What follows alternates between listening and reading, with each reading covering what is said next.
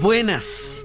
En los siguientes 2 capítulos vamos a hacer un homenaje a un personaje que murió hace poquito y que es inspirador de la posibilidad de una nueva manera de habitar el universo, porque él creó, junto con otros, una nueva forma de entender la resolución del conflicto y de la convivencia después de las más amargas y terribles historias.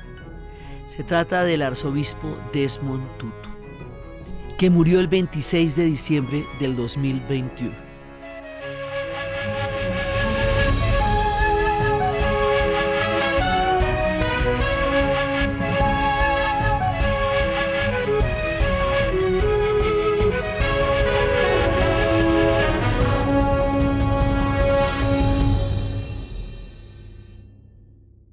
Este personaje, el arzobispo que dirigió y encabezó junto con Nelson Mandela la lucha contra el apartheid, también Premio Nobel de Paz, junto con Mandela, es un personaje particularmente importante porque ejerció un liderazgo espiritual y una lucha desde la no violencia durante toda su vida. Como jefe de las iglesias anglicanas en Sudáfrica, ejerció una resistencia desde el Ubuntu, desde la dignidad.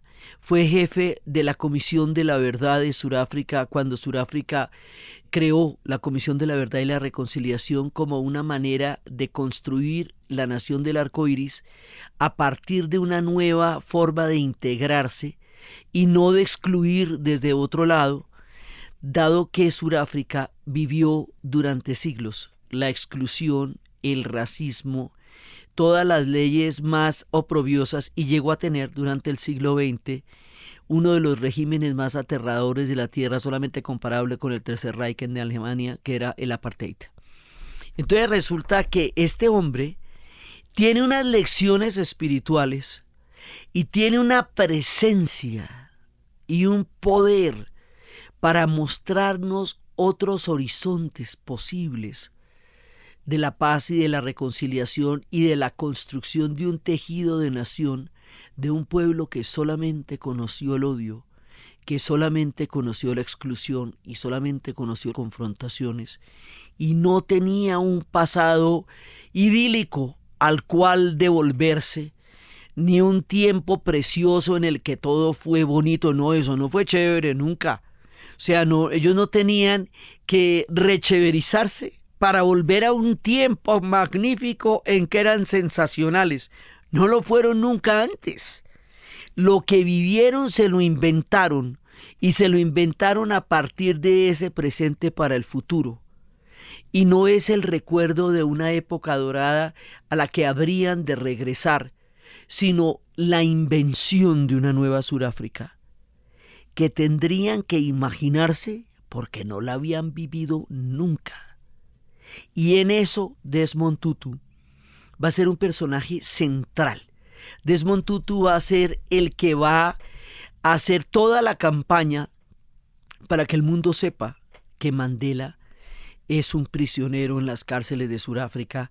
Él va a estar afuera, él junto con Miriam Makeba en la música, Hugh Masekela, junto con una gran cantidad de músicos y de activistas. Él va a hacer un activismo muy grande también por la liberación de Nelson Mandela y va a mantener en el mundo la vigencia de saber que Nelson Mandela estaba en la cárcel.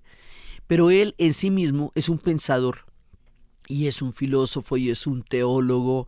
Fue un ser de una espiritualidad enorme, tipo colorido, vestido de morado. Uno lo recuerda en el Mundial de Fútbol, todo bonito, vestido de amarillo y morado.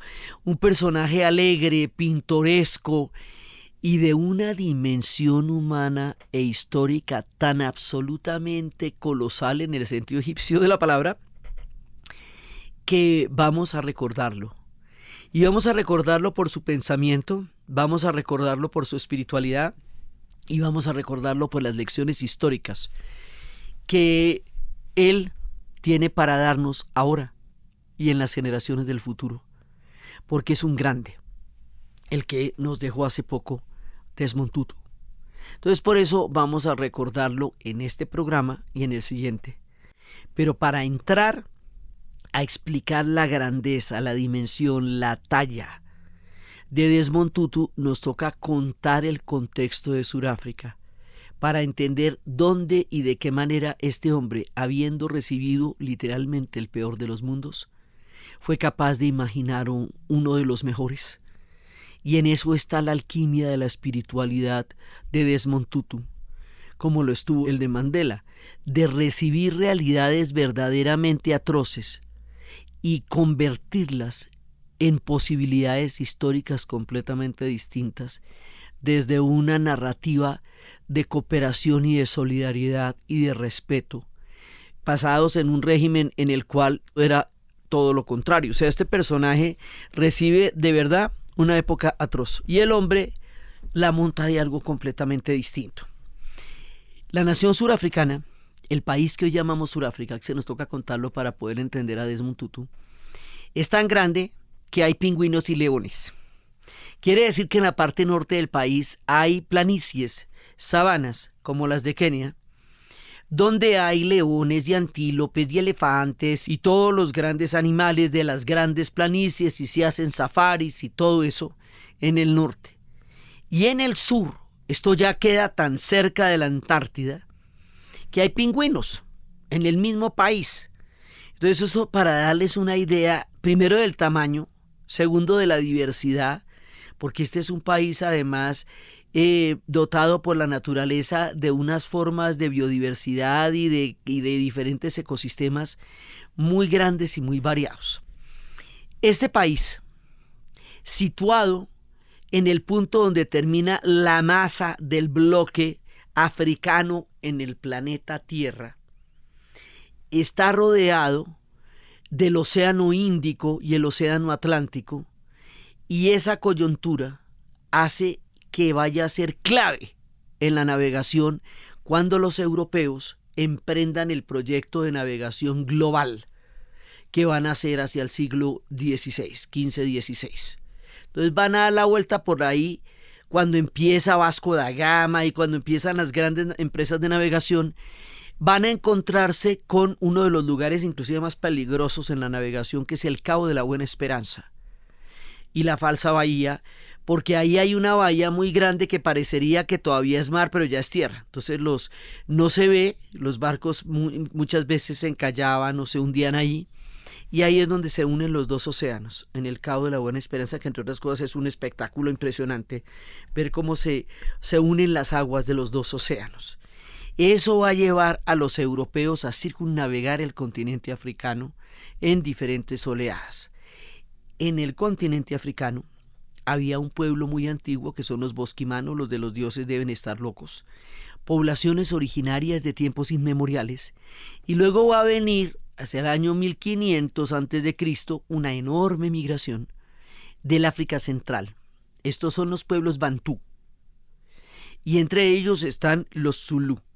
Y hay muchos otros pueblos que vienen dentro de la gran migración bantú.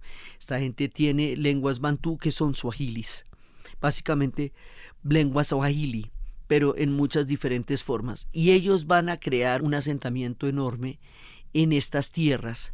Y va a haber en un principio enfrentamientos entre los pueblos originales y la nación bantú que llegaron, por los de la nación bantú son muchos y van a crear allá un mundo. Esos son ellos. Y luego los europeos van a empezar a circunnavegar este bloque enorme que es el continente africano. Primero los portugueses van a rodear, pero el proyecto portugués era un proyecto de ciudades portuarias, porque era un proyecto estrictamente marinero. Entonces ellos lo que van a hacer es factorías, ciudades alrededor de las costas. Ellos no van a entrar en lo profundo del continente africano porque lo suyo es el comercio marítimo y la grandeza de ellos en la navegación. Entonces ellos pasan por ahí, pero no entran. Pero son los primeros europeos en llegar allá y en nombrarlo el Cabo de la Buena Esperanza. Acordémonos que los europeos tienen esta extraña manía de que cuando ellos ven algo lo descubren. y que cuando ellos ven algo lo nombran como si no tuviera nombre y no lo hubiera visto él, como por ejemplo nadie. Entonces los primeros europeos que pasan por allá, cuando ya los otros llevan 1500 años y otro tanto más, son los portugueses. Pero ellos no van a hacer ningún asentamiento. Entonces, mientras tanto, en esta misma época de las exploraciones también se nos va a la Reforma. Y las guerras de la Reforma y la Contrarreforma van a hacer la vida muy difícil para muchos pueblos. Y hay un momento en que Holanda, los holandeses van a tener un imperio extenso, pero cortico. Van a tener 15 minutos de fama, como diría Andy Warhol. Y en ese tiempo fueron tremendos, pero fue un ratico. Entonces, en ese tiempo ellos estuvieron en Indonesia. En ese tiempo ellos van a llegar a Sudáfrica. Ellos estuvieron en el Brasil. Ellos estuvieron en las Antillas. Ellos fundaron al otro lado del Atlántico una ciudad que se llamaría Nueva Ámsterdam, que después la vamos a conocer con el nombre de Nueva York. Y van a tener un imperio así extenso, pero luego ellos van a perder como el combustible económico. Ellos eran los financieros, van a empezar a crear inclusive los sistemas de apostar a lo que sería después la bolsa de valores. Van a ser unos personajes muy importantes en la construcción del mundo financiero en la era de la navegación. Y resulta que esta gente poco a poco va perdiendo los pedazos de imperio que llegó a tener. Y la mayoría de los pedazos que van a perder van a ser a manos de los ingleses, lo que va a hacer que el imperio británico paulatinamente, gradualmente, vaya sustituyendo a los holandeses en muchas de sus antiguas posesiones.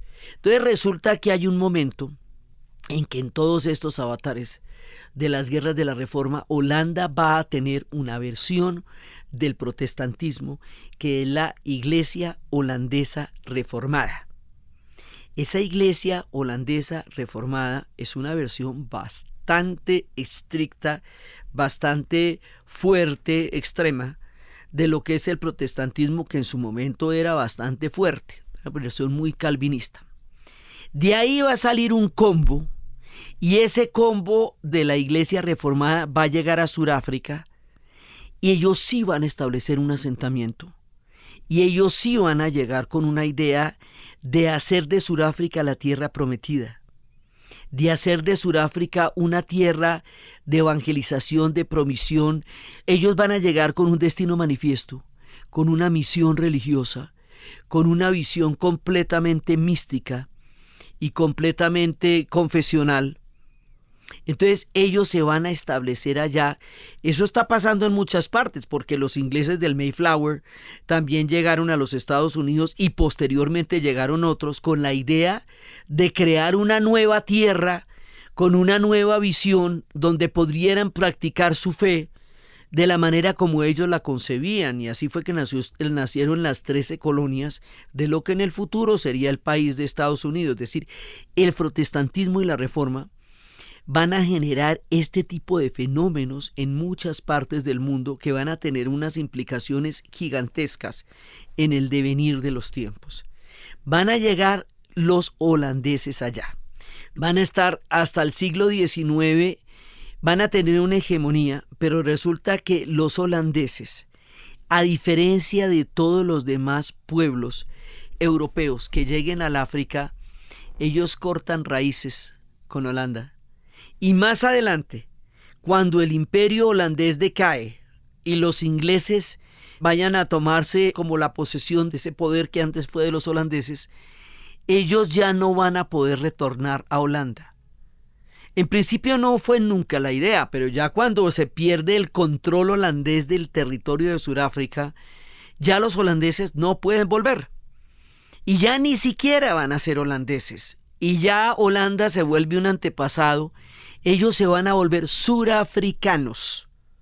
Esto es muy importante entenderlo, porque la diferencia entre Sudáfrica y todas las demás colonizaciones y descolonizaciones que va a haber en el continente africano van a darse sobre la base de que los que llegaron a invadir se devuelvan, que salgan los franceses de Argelia, que salgan los ingleses de Kenia. Cuando se dé el gran proceso de la descolonización africana en los años 50, la idea es que el amo blanco se va de todo el África. Pues a esto no los pueden sacar porque ya no hay a dónde ponerlos. Ya para esa época, para los 50, ellos llevarían varios siglos en Sudáfrica, ya eran surafricanos. Entonces ellos van a crear una identidad propia, con una lengua. Ellos se van a llamar a sí mismos Boers. Campesinos quiere decir Boers. En una lengua que vamos a llamar el Afrikaner. Esa lengua Afrikaner está compuesta por una base del idioma holandés. Y vamos a tener ahí cantidades de palabras alemanas, malayas, de todos, digamos, de muchos otros idiomas, pero esa es una lengua completa, es una lengua estructurada y es una lengua oficial, y esa es la que hablan estos descendientes de los holandeses, que vamos a llamar en nuestro relato, porque ellos se llaman a sí mismos así, los vamos a llamar Boers o los vamos a llamar Afrikaners.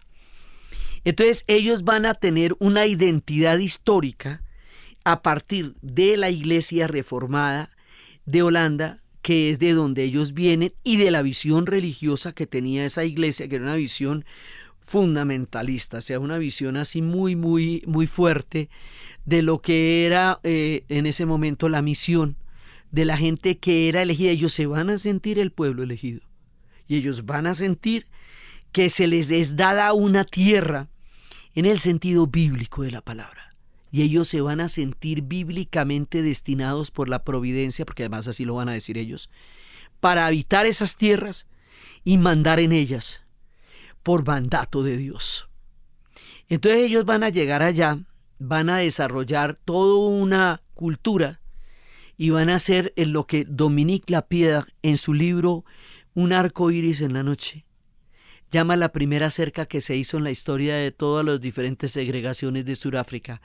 Una cerca de limones, un bosque de limones, alrededor de sus asentamientos, que son como la primera empalizada, la primera distancia que ellos ponen entre ellos y los pueblos originarios de la tierra donde ellos llegaron. El hecho de que esa tierra estuviera habitada por otros pueblos no les llama la atención, en el sentido en que no le quita su sentido de destino manifiesto a ellos para estar allá. O sea, ellos se autolegitiman a partir de un mandato religioso que ellos consideran un derecho bíblico y divino. Ahí como para que le cuente. ¿Cómo te parece que llegan allá? Ellos van a estar allá 3 siglos, pero luego van a aparecer, los ingleses. Y los ingleses van apareciendo poco a poco, y los ingleses, cuando esta tremenda revolución industrial, cuando Inglaterra se vuelve el imperio, la potencia del planeta Tierra, pues ellos van a llegar hasta los confines del mundo, y van a llegar pues a la India, van a llegar a Hong Kong, van a llegar a todas partes, y van a llegar a Sudáfrica. Van a comprarles Nueva Ámsterdam y la van a convertir en Nueva York para emular York, una de sus ciudades, pero es nueva, entonces ya no será Nueva Ámsterdam, será Nueva York en los Estados Unidos. Entonces ellos llegan allá, el tiempo de la hegemonía de los holandeses ya languidece y van a pasar los ingleses. Pero los ingleses, siendo también protestantes, van a ser terriblemente crueles con los holandeses. Son 2 proyectos distintos. Los ingleses van por la explotación de los recursos y de la minería, que después se va descubriendo más grande, porque es que Sudáfrica tiene minas de oro, tiene minas de plata, y más adelantico va a tener las minas de diamante, grandísimas del planeta. Es muy rica en todos esos minerales preciosos. Entonces, ¿cómo les parece que llegan los ingleses? Y los ingleses, con un proyecto extractivista industrial, llegan a una sociedad de granjeros, y estos granjeros, al encontrarse con los ingleses por un proyecto hegemónico, los ingleses les terminan haciendo una cantidad de barbaridades.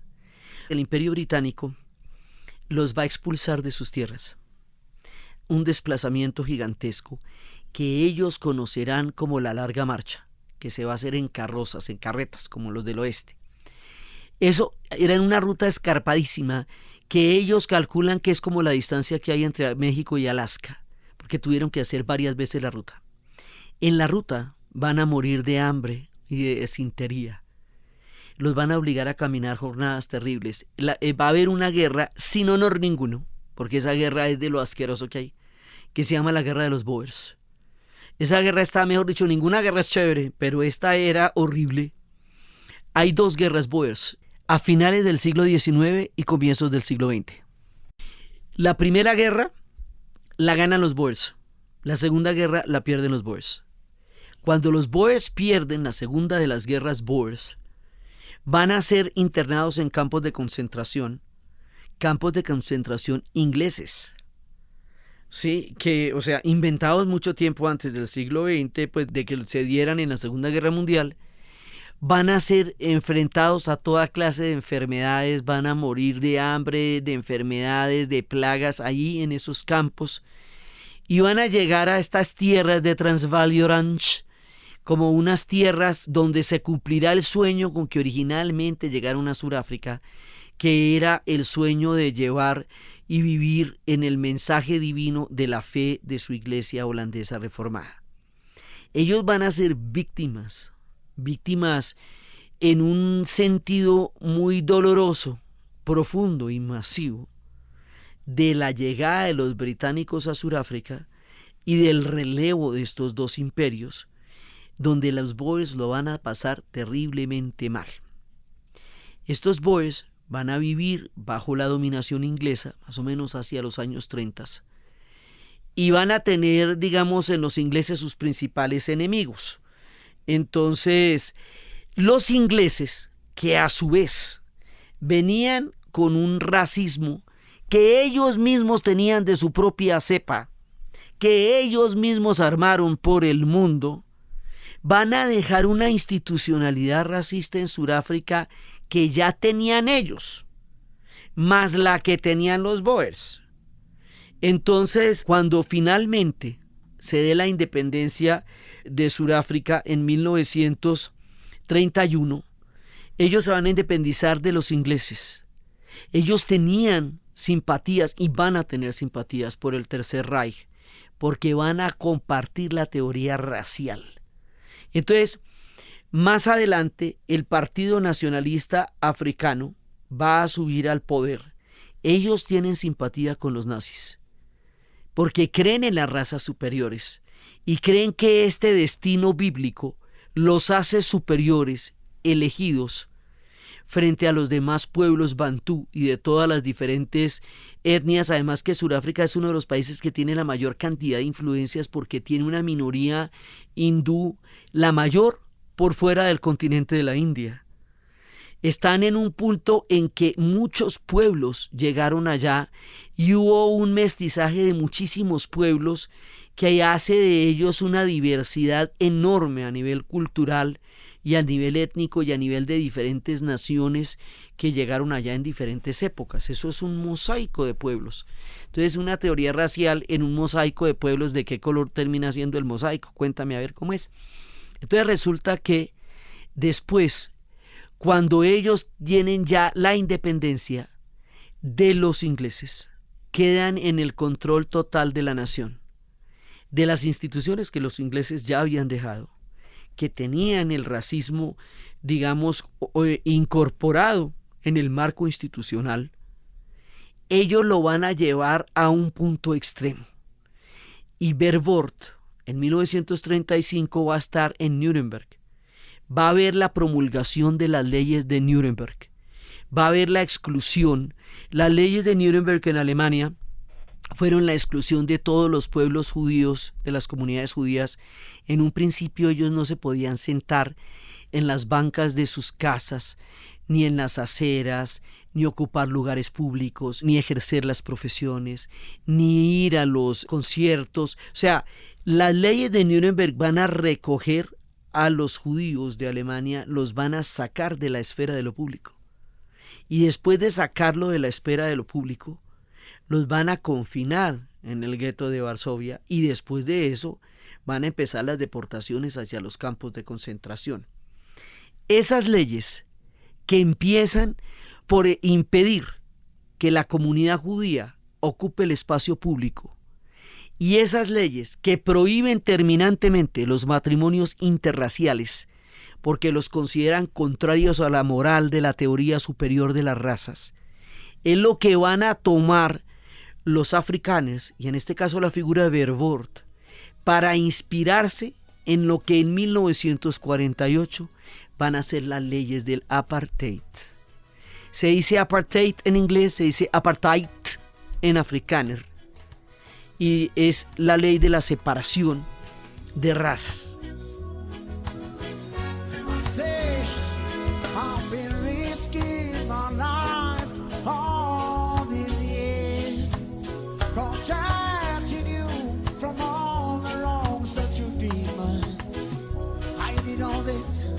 Because of your promises, you promised me that he will die when I die.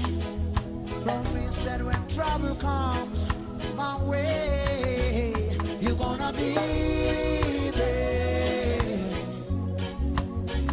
Yeah, but when the trouble comes and knock on your night, you will know that you'll be there. When the trouble comes and knock in my door, you will know that to be found. This world is turning around. Yesterday becomes tomorrow. When lies become the truth, the future becomes the past.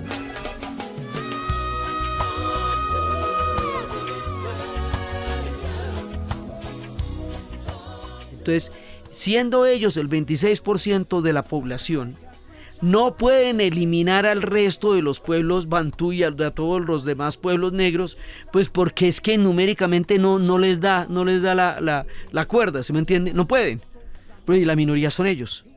Pero lo que sí hacen es separarlos. Entonces empiezan a hacer unas leyes que van a separar a las comunidades por el color de la piel, por los rasgos.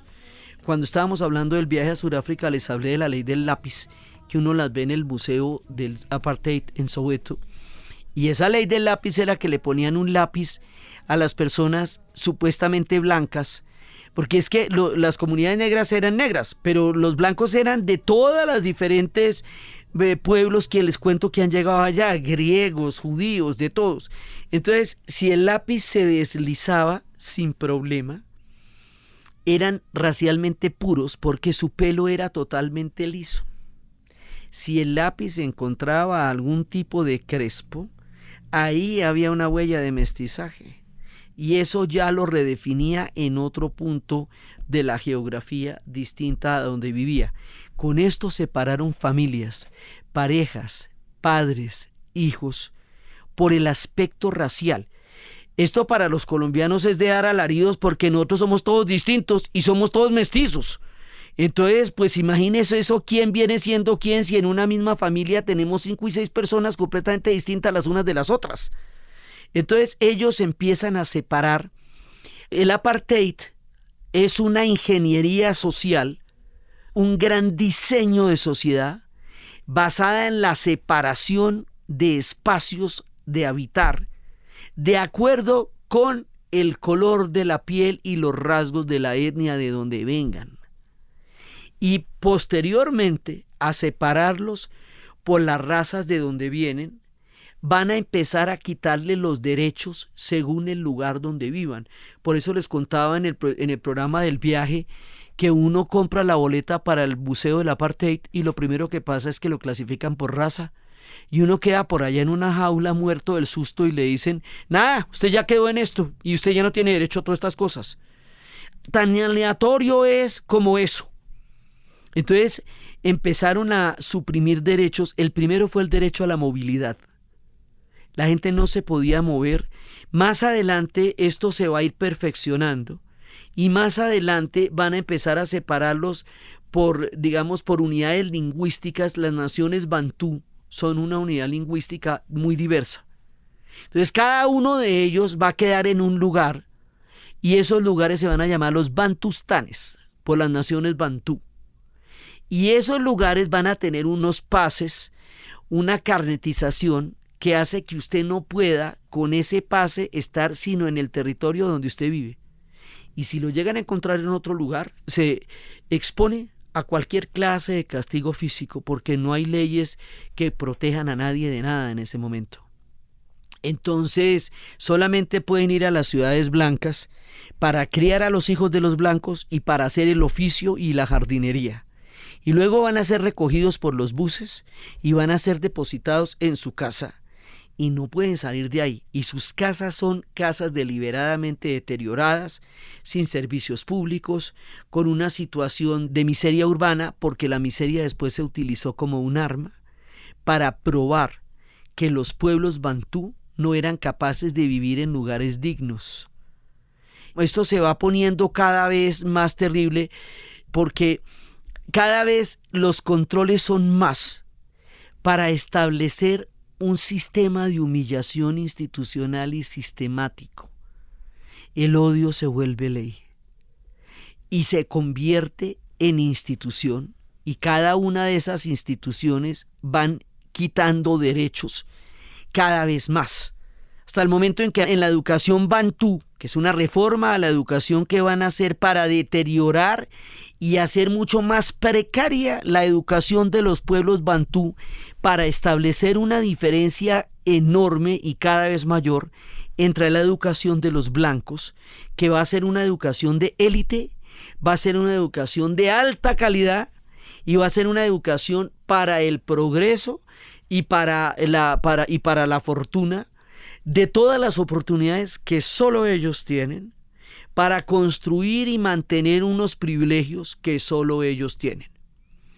Y la educación bantú va a ser una educación cada vez más degradada y más precarizada con respecto a la educación de los blancos, para que esa diferencia educativa garantice la misma diferencia en el estilo de vida y en el nivel de oportunidades. Esto es como el sistema del Jim Crow System en los Estados Unidos, solamente que el Jim Crow System había sido casi un siglo antes, ¿sí? El Jim Crow System es en 1896, que lo imponen después de que el sur llega a tener otra vez el control sobre todos los territorios, cuando los ejércitos del norte de la Guerra de Secesión de los Estados Unidos abandonan el sur y ellos vuelven a tomar posesión y crean ese sistema de segregación legal que se conocería como el Jim Crow System, que fue contra el que se rebelaron Martin Luther King y la lucha por los derechos civiles. Bueno, pues ese mismo sistema está siendo aplicado en Sudáfrica a partir de 1948. Y es un sistema de segregación, pero no es en el sur de los Estados Unidos, es en toda Sudáfrica, ¿sí? Y a una escala mucho mayor y como una política de Estado. Entonces esto va a ser una cosa en donde las comunidades negras, en su inmensa mayoría como son, en su tierra donde estaban hace miles de años, van a quedar en una situación de desventaja histórica deliberada, institucional, sistemática, apoyada por un ejército muy grande que es el que garantiza el cumplimiento de las leyes del apartheid, y además con un sistema carcelario terrible, con un sistema de violencia urbana permanente, porque es que a usted realmente lo podía coger a latigazos en la mitad de la calle y eso era legal, ¿me entiende? O sea, cuando toda la injusticia se hace ley, cuando lo inadmisible se convierte en gobierno, cuando lo que no se puede imaginar uno es la cotidianidad de un pueblo, y usted nació ahí y va a tener que vivir con eso. Los blancos, que no todos eran ricos, también había blancos pobres. Coetzee, el premio Nobel, nos define un estado también de precariedad que vivían los blancos en esa Sudáfrica. Las novelas de Coetzee son durísimas. Y había, por supuesto, un incesto enorme, porque los matrimonios interraciales estaban penalizados hasta con 7 años de prisión. Hay un personaje hoy día, un gran comediante, que se llama Trevor Noah. Ese tipo dice que él nació hecho un crimen, porque es el hijo de un suizo y una africana. Y eso no existía, eso no pasaba, pero existió, pasó y él nació. Y entonces se pasa una buena parte de la vida tratando de saber qué es él, porque aquí llamamos mulato, pero ya como no existía esa vaina, entonces entre los negros él era blanco, entre los blancos él era oscuro, su papá nunca podía caminar con él por la misma acera, y hay toda una historia de él, de cómo él llega a tratar de establecer alguna identidad, habiendo nacido de lo no posible, de lo no existente y habiendo existido. Por eso tiene un libro que se llama Nacido un crimen, Born a Crime, porque él teóricamente no existe, pero existe y es un tremendo, y vive en los Estados Unidos y se llama Trevor Noah, y es un tipo que la tiene clarísima por todo lo anteriormente expuesto. Well, Joanna, she runs the country. She runs in Durban and the Transvaal. She makes a few of her people happy. Oh, she don't care about the rest at all. She got a system they call apartheid. It keeps a brother in a subjection. But maybe pressure will make Joanna see how everybody could live as one. Oh, give me hope, Joanna. Hope, Joanna, give me hope. Joanna, ole Monica. Give me hope, Joanna. Hope, Joanna. Hope before the morning. Kurt! I hear she make all that golden money to buy the weapon in the shape of guns, while every mother in a black Soweto fears the killing of another son. Come on! Speaking across all the neighbors' borders, now and again having little fun. We know. She doesn't care if the fallen game she plays is dangerous to everyone. Oh, give me hope, Joanna. Hope, Joanna, give me hope. Joanna, for the Monica. Give me hope, Joanna. Hope, Joanna. Hope before the morning. Entonces resulta que esto se vuelve invivible, y a todas estas Desmond Tutu era profesor, y cuando ya el Bantustán dice no, esto ya no se va a poder, no se va a poder. Entonces hay una generación que alcanza a educarse antes, que es la generación donde va a estar Nelson Mandela, Winnie Mandela, Mbeki, el arzobispo Desmond Tutu, que tiene, después vamos a contar ya su biografía, ahorita estamos contando sus contextos, que van a tener acceso a una educación que todavía era posible.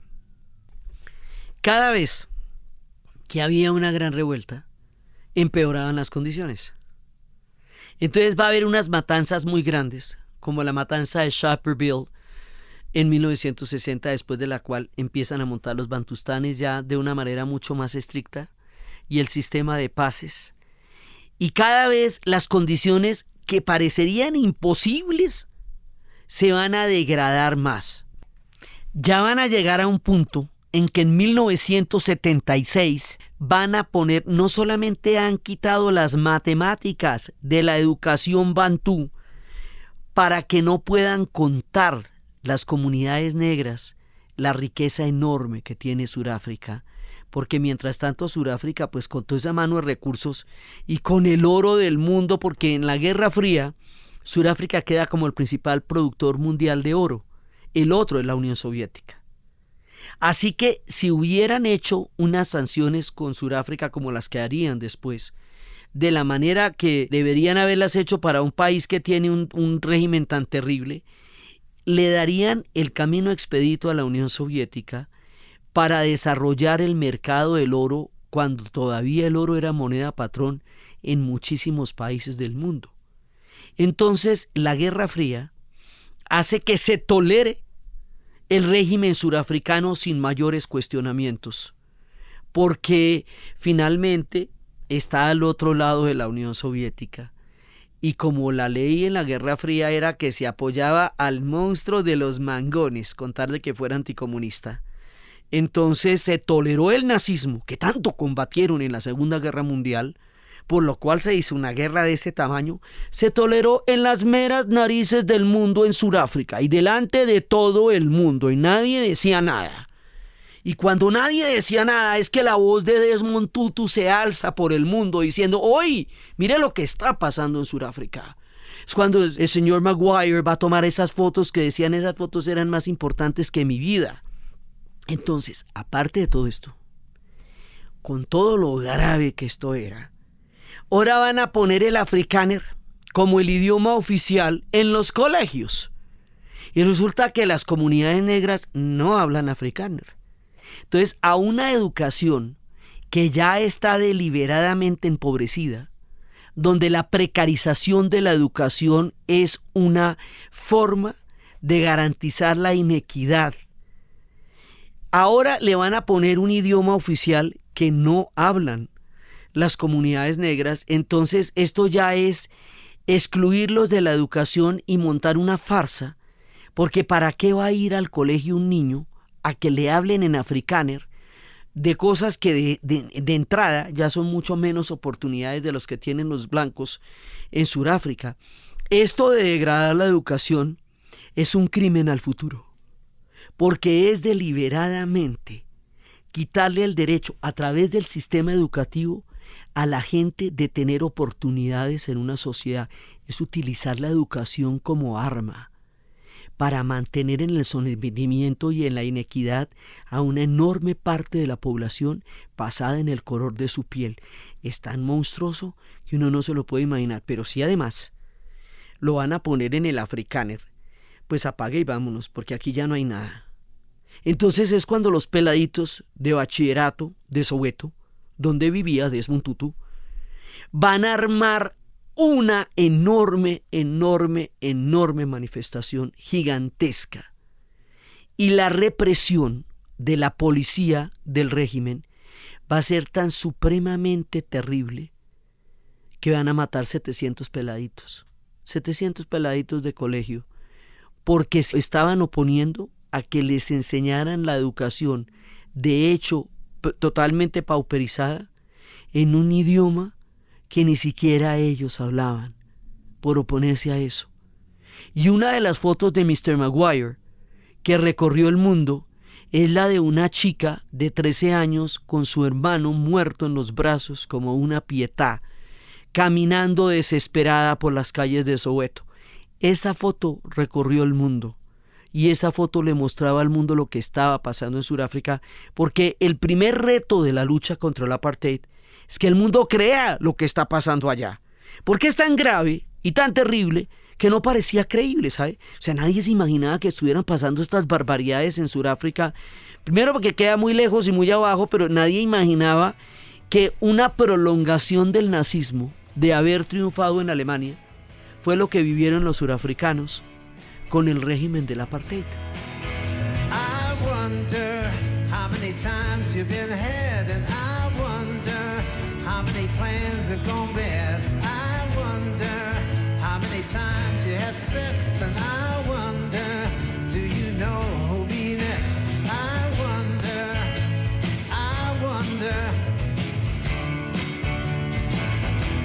wonder about you.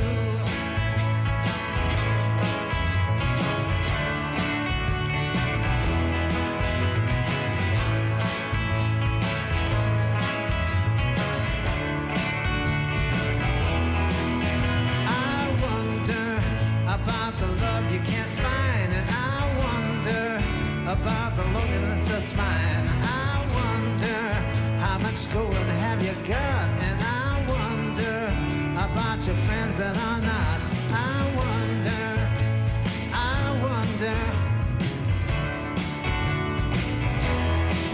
don't you? Entonces, en ese momento la cosa está en un nivel de confrontación. Después de eso, y después de que van a expulsar en un partido de rugby a uno de los jugadores del equipo británico por ser brasilero, porque en la medida en que era brasilero era mestizo, porque los latinoamericanos en este esquema quedamos fuera de la ley, pues somos mestizos por definición histórica, ¿me entiende? Entonces ahí no, ni asomar las narices por allá, porque imagine de dónde nos ponía, pues aquí saben qué jaula, ¿sí?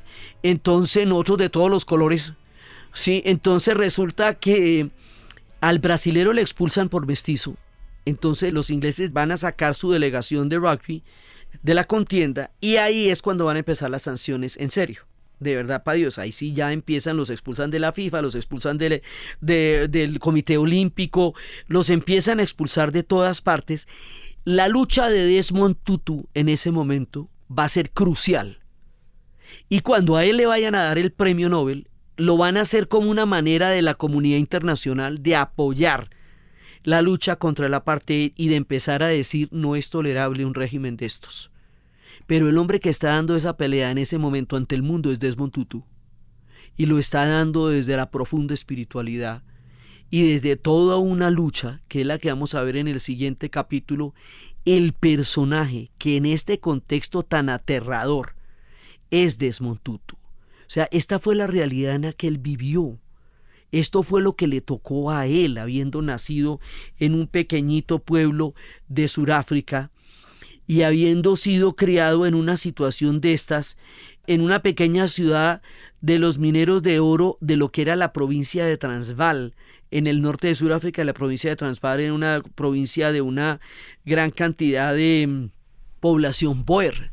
Ahora, el régimen del apartheid también castigaba a los blancos. Si los blancos no eran lo suficientemente hostiles con las comunidades negras, los condenaban al aislamiento y a que no les hablaran los propios familiares. Esto era una situación muy impresionante, y la película y la historia de Sixto Rodríguez y cómo su música influyó en la creación de conciencia de una generación de jóvenes blancos que empieza a través de su música a entender otro tipo de horizontes y a empezar a cuestionar el régimen en el que había nacido.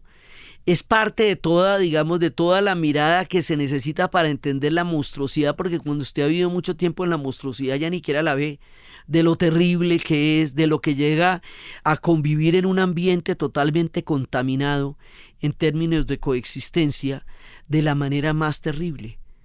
Entonces, en ese momento, ya este hombre es un ícono y ha ganado el Premio Nobel de la Paz por toda su lucha por explicarle al mundo en qué consiste la barbaridad de lo que están viviendo y cómo su propuesta y la propuesta de Nelson Mandela no es tumbar ese régimen para invertir los roles y que sean las comunidades negras las que opriman a los blancos y que sean las comunidades negras las que ejerzan el derecho de venganza sobre todo la violencia que han sufrido a manos de los blancos, sino para crear una cosa completamente diferente, un esquema de convivencia que se llame la nación del arco iris. Entonces, aquí vamos a hacer una transformación espiritual de tales proporciones que el mundo va a quedar asombrado ante la propuesta de los surafricanos de cómo quieren cambiar su sociedad y hacia dónde quieren conducirla, emergiendo del fondo del pozo del odio, para construir algo totalmente nuevo, inédito, y generar otra narrativa totalmente distinta a la exclusión. Entonces, aquí, en nuestro siguiente vamos a contar las historias entre las víctimas y los victimarios, entre la manera como espiritualmente se van a situar en otro punto, porque los Boers, en tanto víctimas extremas de lo que pasó con los británicos, se van a considerar con el derecho de victimizar a las comunidades negras en ese triángulo perverso que se llama el de la víctima, el victimario y el salvador, que es un triángulo dinámico en donde unos pasan a tener un papel y luego otros.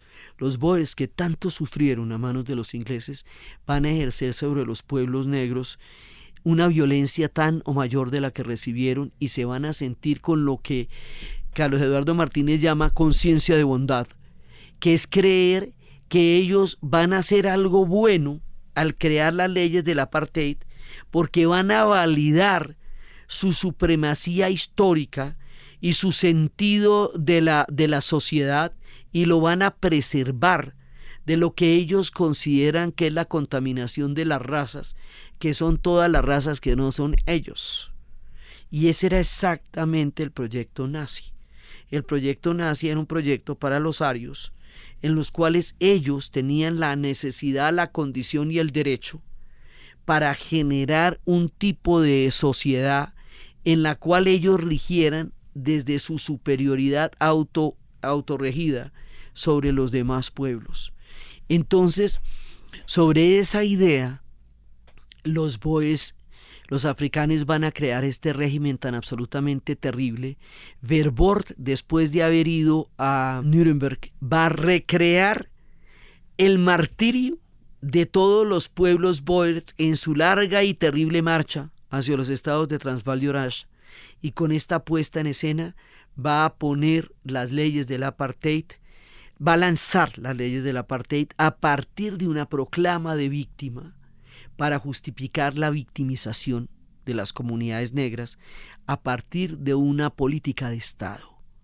Es ahí y en ese contexto donde Desmond Tutu va a dar su lucha, y su lucha va a ser la fuerza del espíritu, y va a ser de estos hombres que, como Gandhi, nos dieron una visión totalmente distinta del mundo. Acuérdense que Gandhi va a aprender la lucha de la no violencia en Sudáfrica.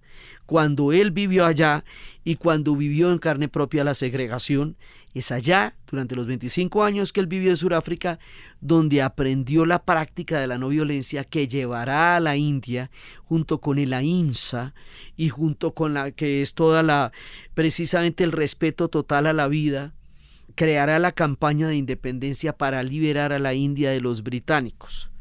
Entonces, allá mismo, en las tierras donde Gandhi le dio a la humanidad la inspiración para entender de otra manera totalmente distinta la lucha contra la injusticia, allá mismo Desmond Tutu nos va a dar una lección espiritual de proporciones absolutamente increíbles.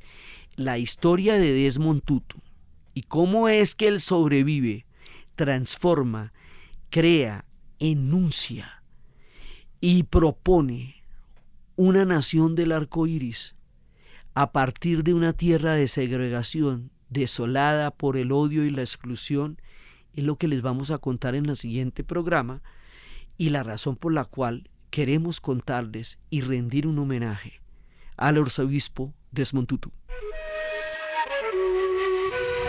Entonces, desde las hermosas tierras de Sudáfrica, donde hay pingüinos y leones, desde este país tan complejo, desde los bantús, desde los suahilis, desde las tierras de estos pueblos que se van trenzando en una de las dinámicas históricas más complicadas, tristes y aterradoras de las que hayamos tenido noticia en el siglo XX, desde la figura pleclara y magnífica y espiritual de Desmond Tutu, y desde lo que nos va a venir a proponer como un escalón diferente en la espiritualidad humana, y desde todas estas tierras donde han pasado todas estas historias, en la narración de Ana Uribe. Y para ustedes, feliz día, cualquiera que ese día sea.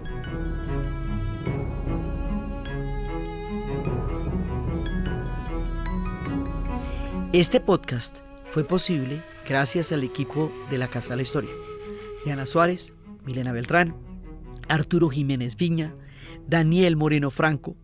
Grabado en Los Gatos Estudio, la edición y la musicalización de Eduardo Corredor Fonseca, de Rueda Sonido, y siempre con la ayuda fuerte y poderosa de Santiago Espinosa Uribe y Laura Rojas Aponte del podcast Cosas de Internet.